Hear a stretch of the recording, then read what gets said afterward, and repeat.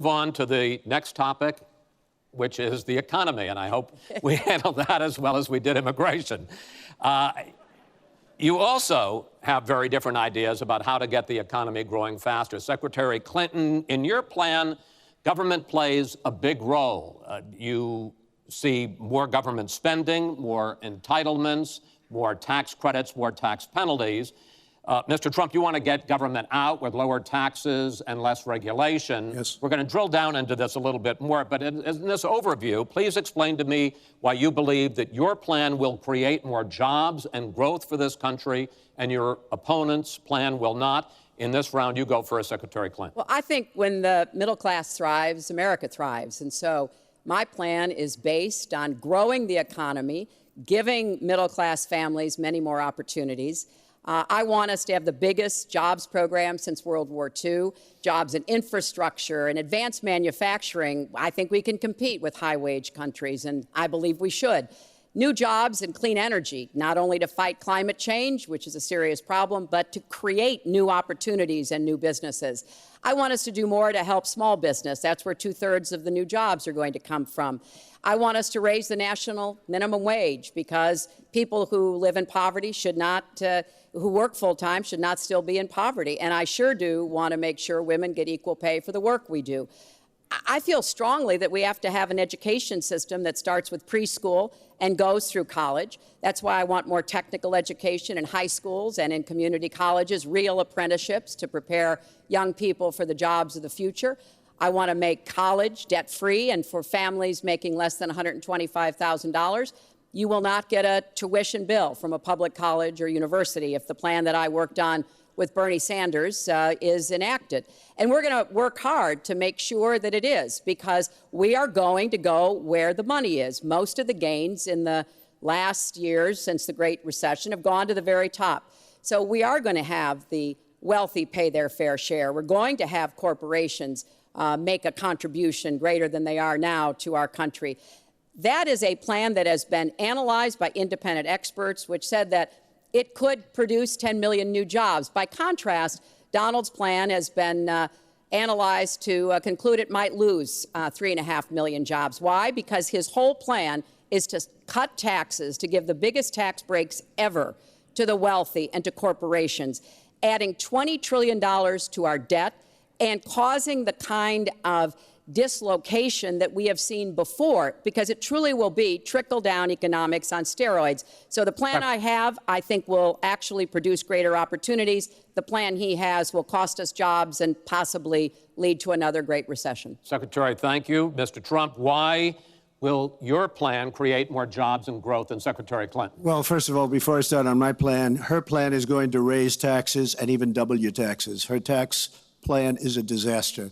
And she can say all she wants about college tuition, and I'm a big proponent. We're going to do a lot of things for college tuition, but the rest of the public's going to be paying for it. We will have a massive, massive tax increase under Hillary Clinton's plan. But I'd like to start off where we left, because when I said Japan and Germany, and I'm not to single them out, but South Korea, these are very rich, powerful countries. Saudi Arabia, nothing but money. We protect Saudi Arabia.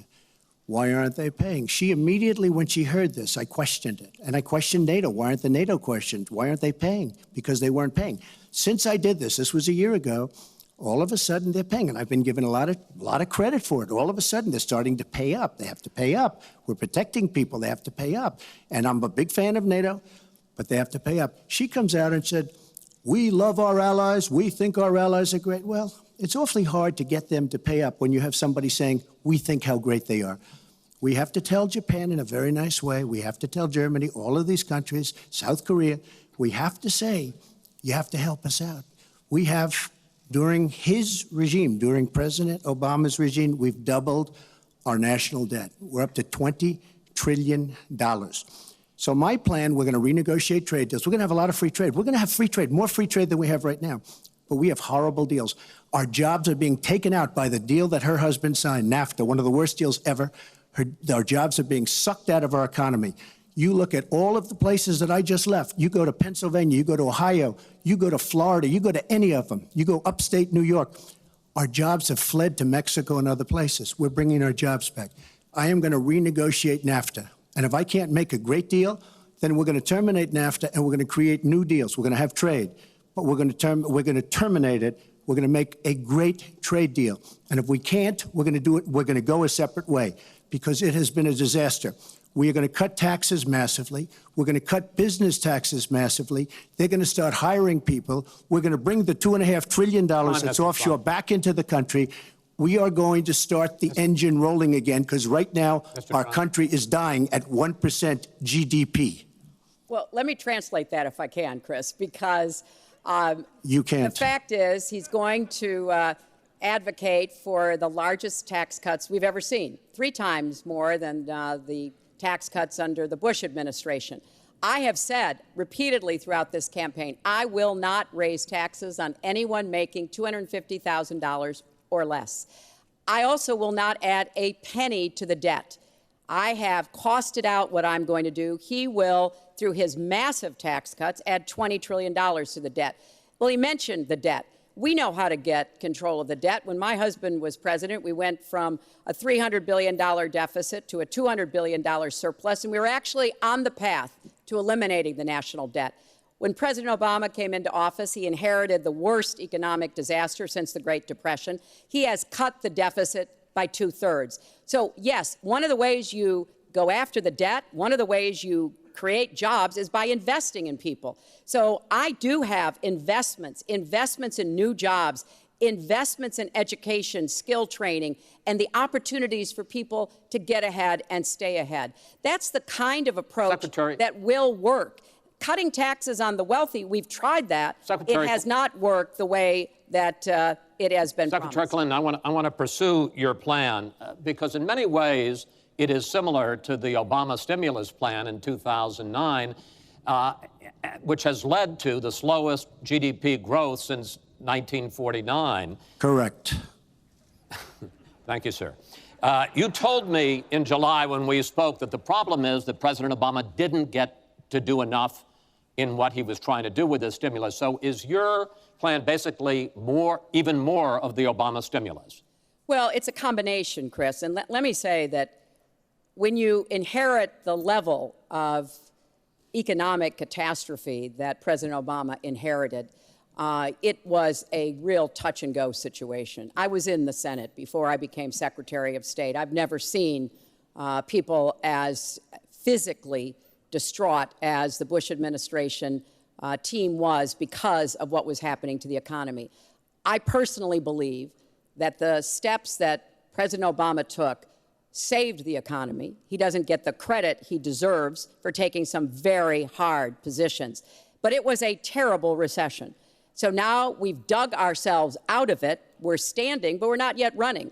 So what I am proposing is that we invest from the middle out and the ground up, not the top down. That is not going to work. That's why what I have put forward doesn't add a penny to the debt, but it is the kind of approach that will enable more people to take those new jobs, higher paying jobs. We're beginning to see some increase in incomes, and we certainly have had a long string of increasing jobs. We've got to do more to get the whole economy moving, and that's what I believe I will be able to do. Mr. Trump, even conservative economists who have looked at your plan say that the numbers don't add up, that your idea, and you've talked about 25 million jobs created, 4% over a 10-year period growth, is unrealistic. And they say, you talk a lot about growing the energy industry, they say with oil prices as low as they are right now, that's unrealistic as well. Your response? So I just left some high representatives of India. They're growing at 8%. China is growing at 7%, and that for them is a catastrophically low number. We are growing. Our last report came out, and it's right around the 1% level, and I think it's going down. Last week, as you know, at the end of last week, they came out with an anemic jobs report, a terrible jobs report. In fact, I said, is that the last jobs report before the election? Because if it is, I should win easily. It was so bad. The report was so bad. Look, our country is stagnant. We've lost our jobs. We've lost our businesses. We're not making things anymore, relatively speaking. Our product is pouring in from China, pouring in from Vietnam, pouring in from all over the world. I've visited so many communities. This has been such an incredible education for me, Chris. I've gotten to know so many. I've developed so many friends over the last year, and they cry when they see what's happened. I passed factories that were thriving 20, 25 years ago, and because of the bill that her husband signed and she blessed 100%, it is just horrible what's happened to these people in these communities. Now, she can say that her husband did well, but boy, did they suffer as NAFTA kicked in, because it didn't really kick in very much, but it kicked in after they left. Boy, did they suffer. That was one of the worst things that's ever been signed by our country. Now she wants to sign Trans-Pacific Partnership, and she wants it. She lied when she said she didn't call it the gold standard in one of the debates. She totally lied. She did call it the gold standard, and they actually fact-checked, and they said I was right. I was so honored. I want to give you a chance to briefly speak to that, and then I want to pivot to 1/6 and that of the will be economy, as bad as NAFTA. which is Obamacare. But go ahead, briefly. First, let me say, number one, when I saw the final agreement for TPP, I said I was against it. It didn't meet my tests. I've had the same tests. Does it create jobs, raise incomes, and further our national security? I'm against it now. I'll be against it after the election. I'll be against it when I'm president. There's only one of us on this stage who's actually shipped jobs to Mexico, because that's Donald. He's shipped jobs to 12 countries, including Mexico. But he mentioned China. And, you know, one of the biggest problems we have with China is the illegal dumping of steel and aluminum into our markets. I have fought against that as a senator. I've stood up against it as Secretary of State. Donald has bought Chinese steel and aluminum. In fact, the Trump hotel right here in Las Vegas was made with Chinese steel. So he goes around with crocodile tears about how terrible it is, but he has given jobs to Chinese steel workers, not American steel workers. Mr. Trump? That's the kind of approach that is just not going to work. We're going to pull the country together. We're going to have trade agreements that we enforce. That's why I'm going to have a trade prosecutor for the first time in history. And we're going to enforce those agreements. And we're going to look for businesses to help us by buying American products. Ahead, I ask Trump. a simple question. She's been doing this for 30 years. Why the hell didn't you do it over the last 15, 20 years? You were very much involved. Excuse me, my turn. You were very much involved in every aspect of this country, very much. And you do have experience. I'd say the one thing you have over me is experience, but it's bad experience, because what you've done has turned out badly. For 30 years, you've been in a position to help. And if you say that I use steel or I use something else, I make it impossible for me to do that. I wouldn't mind. The problem is you talk, but you don't get anything done, Hillary. You don't. Just like when you ran the State Department, $6 billion was missing. How do you miss $6 billion? You ran the State Department. $6 billion was either stolen, they don't know. It's gone. $6 billion. If you become president, this country is going to be in some mess, believe me. Well, first of all, what he just said about the State Department is not only untrue, it's been debunked numerous times. But I think it's really an important issue. He raised the 30 years of experience. So let me just talk briefly about that. You know, back in the 1970s, I worked for the Children's Defense Fund, and I was taking on discrimination against African-American kids in schools. He was getting sued by the Justice Department for racial discrimination in his apartment buildings. In the 1980s, I was working to reform the schools in Arkansas. He was borrowing $14 million from his father to start his businesses. In the 1990s, I went to Beijing, and I said women's rights are human rights. He insulted a former Miss Universe, Alicia Machado, called her an eating machine. And on the day when I was in the Situation Room, monitoring the raid that brought Osama bin Laden to justice, he was hosting the Celebrity Apprentice. So I'm happy to compare my 30 years of experience, what I've done for this country, trying to help in every way I could, especially kids and families, get ahead and stay ahead, with your 30 years, and I'll let the American people make that decision. Well, I think I did a much better job. I built a massive company, a great company, some of the greatest assets anywhere in the world. Worth many, many billions of dollars. I started with a $1 million loan. I agree with that. It's a $1 million loan, but I built a phenomenal company. And if we could run our country the way I've run my company, we would have a country that you would be so proud of. You would even be proud of it. And frankly, when you look at her real record, take a look at Syria, take a look at the migration, take a look at Libya, take a look at Iraq. She gave us ISIS because her and Obama created this huge vacuum. And a small group came out of that huge vacuum because we should have never been in Iraq, but once we were there, we should have never got out the way they wanted to get out. She gave us ISIS as sure as you are sitting there. And what happened is now ISIS is in 32 countries. And now I listen how she's going to get rid of